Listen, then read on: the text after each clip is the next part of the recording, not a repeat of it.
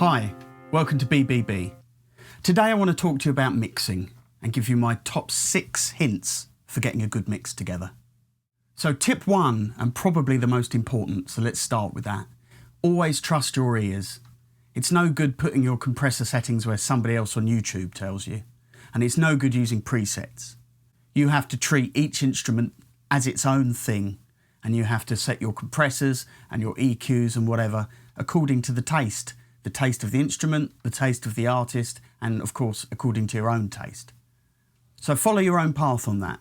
Don't do what everyone else says you need to do. You need to be able to hear what your song sounds like.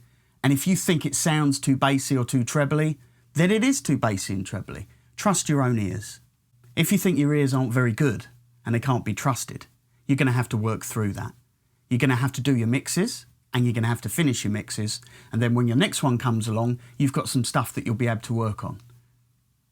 My second tip is to always mix around the most important element of the mix. So prioritise the vocal, if the vocal is the strongest and most important bit.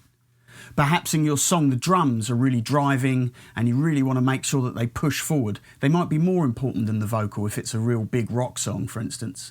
So start with the thing that's most important. Most of the time that's going to be drums and vocals. But if you find yourself halfway through a mix and your vocal is completely swamped, yet the vocal is the strongest bit, you need to rethink. Get your priorities in order.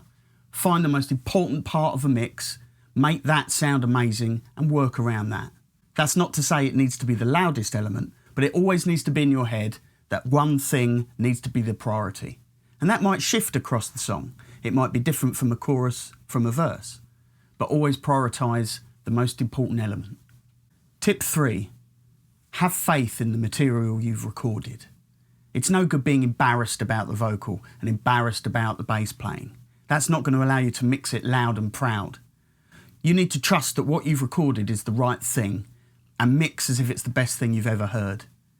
Even if you think there are a few tuning things, maybe the performance isn't ideal, if that's what you've got to work with, you have to have faith in it, push it forward and go with it. If it really turns out that the recordings aren't good enough to carry a mix, that's a completely separate problem. And that's something you might need to deal with by reworking the song entirely. But if you're embarrassed about the material, you're not going to be able to mix it. So push forward with faith in your material. Tip 4, don't overwork your mix.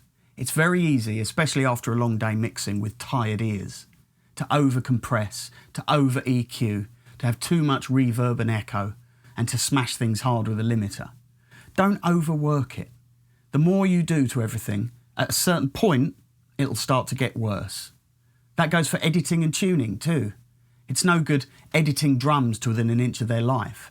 A real drummer has a certain style and a certain humanity, and if you work that out, then you're losing something very important in a mix. Some of my favourite records were recorded way before there was any editing capabilities, and they're full of mistakes and errors, but that all just adds to the vibe. Tip 5, stick to the style. If you're mixing a country record, mix it like a country record. If you're mixing a rock song, mix it like a rock song. It's no good having an idea in your head that all drums need to be enormous and all guitars need to be soaring and massively stereo. That's just not the case in all styles. And actually it will sound strange if you try and crowbar a nice gentle song into a heavy production style. Of course you might be going for drama, and in that case, pushing your production outside of the style can be really dramatic, but you need to tread carefully. Tip 6 is volume automation. Now, setting your faders in the right place to give you a good balance is always a good place to start. But at some point in the song, something's going to need to come forward and something's need to go back. Often you'll automate a vocal so it gets louder slightly in the chorus, or you might automate an individual word that's too quiet. Your volume faders shouldn't be static. It's very rare to do a mix where the faders don't move around a little.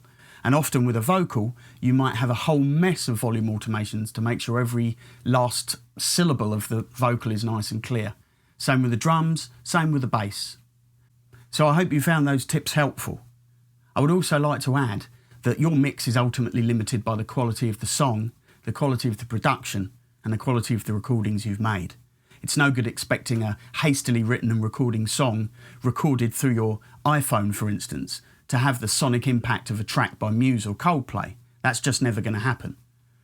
But if you put as much effort into recording as you do mixing, the whole thing will lift in quality. As always, if you have any comments, leave them below and I'll do my best to answer you. Meanwhile, I'll see you in the next video.